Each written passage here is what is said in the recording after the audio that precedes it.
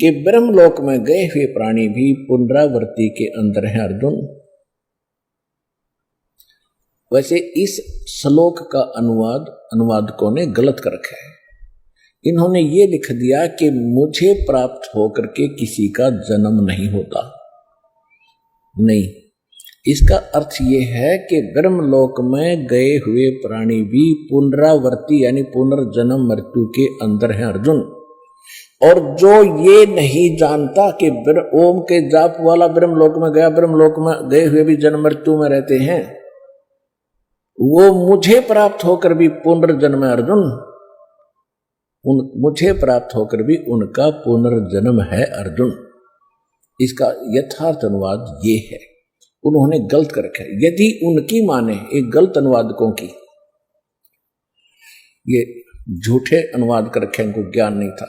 यदि इनकी बात को बड़ा करें कि गीता ज्ञानदाता ये कह रहा है कि मुझे प्राप्त होकर किसी का जन्म मृत्यु नहीं होता, ये गीता अध्याय नंबर 2 के श्लोक नंबर 12 में, गीता अध्याय नंबर 4 के श्लोक नंबर 5 में और 9 में, गीता अध्याय नंबर 10 के श्लोक नंबर 2 में ये स्वयं स्वीकार करता है कि अर्जुन तेरे और मेरे बहुत जन्म हो चुके हैं, तू नहीं जानता मैं जानता हूं। हम पहले भी जन्मे थे, आगे भी जन्मेंगे, केवल वर्तमान में ही नहीं है। और यह भी स्पष्ट करता है 10वें अध्याय के दूसरे श्लोक में कि मेरी उत्पत्ति को ये देवता और ऋषि नहीं जानते, क्योंकि इनको उत्पन्न करने वाला मैं हूं। क्योंकि ब्रह्मा विष्णु महेश ये 33 करोड़ देवता, 88,000 ऋषि, जो ये सभी इस काल भगवान ब्रह्म के उत्पत्ति है। दुर्गा इसकी पत्नी है ब्रह्म की, और ब्रह्मा विष्णु महेश इसके प्रथम 3 पुत्र हैं। प्रथम ब्रह्मा, सेकंड विष्णु और थर्ड शिव। इसके बाद फिर ये उत्पत्ति इनसे हुई है, कुछ दुर्गा के वचन से हुई है।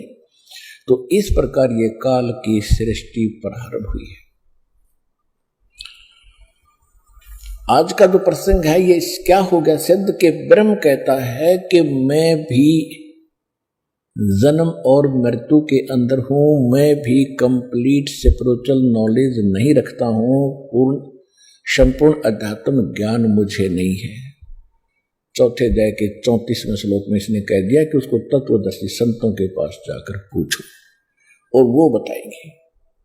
तो इससे सिद्ध हो गया कि सत्संग केवल पूर्ण परमात्मा ही करते हैं।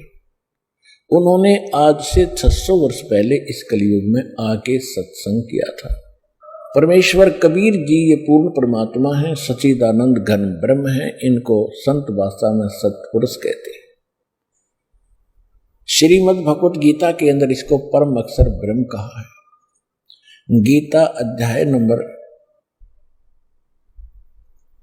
7 के श्लोक नंबर 29 में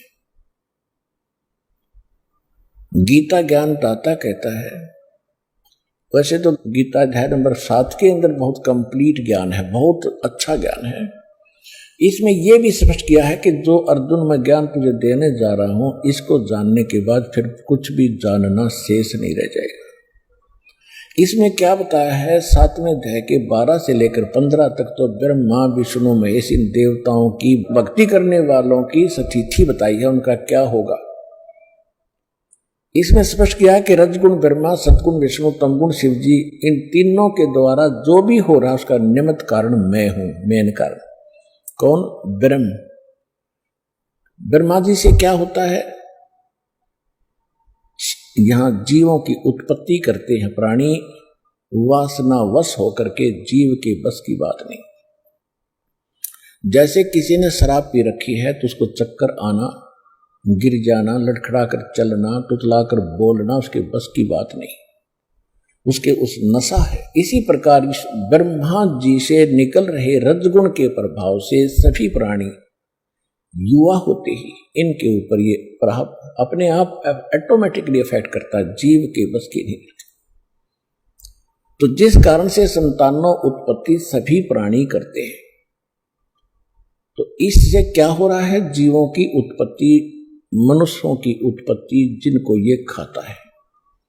और विष्णु जी के सतोगुण से क्या है कि यह सतिथि एक दूसरे में मोह ममता प्यार और संपत्ति में मोह, माता पिता में ममता, बच्चों के अंदर प्रेम, पति पत्नी का, भाई बहन का प्यार, तो ये एक ऐसा जकड़ दिया जीव के बस का नहीं, इससे इधर उधर टस से मस हो जाए।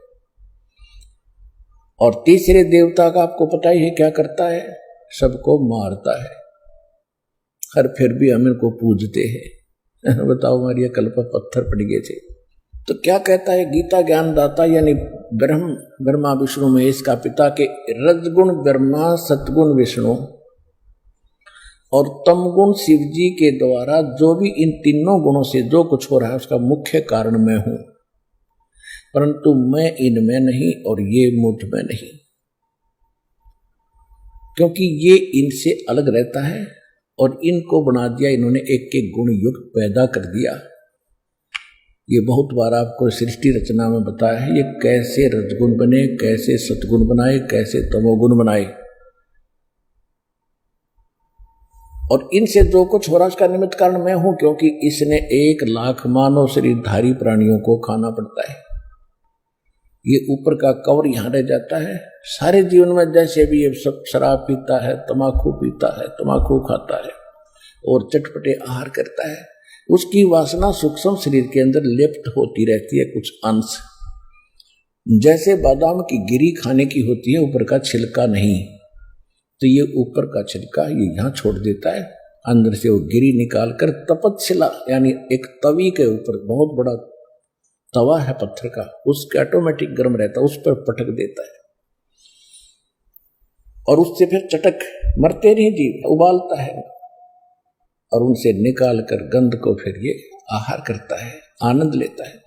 और यहाँ हाहाकार मची होती है, किसी का बेटा मर गया, किसी की बेटी मर गई, किसी का परिवार मर गया। हम ऐसे कसाई के लोक में रह रहे हैं, परमात्मा ने आकर हमें बताया है।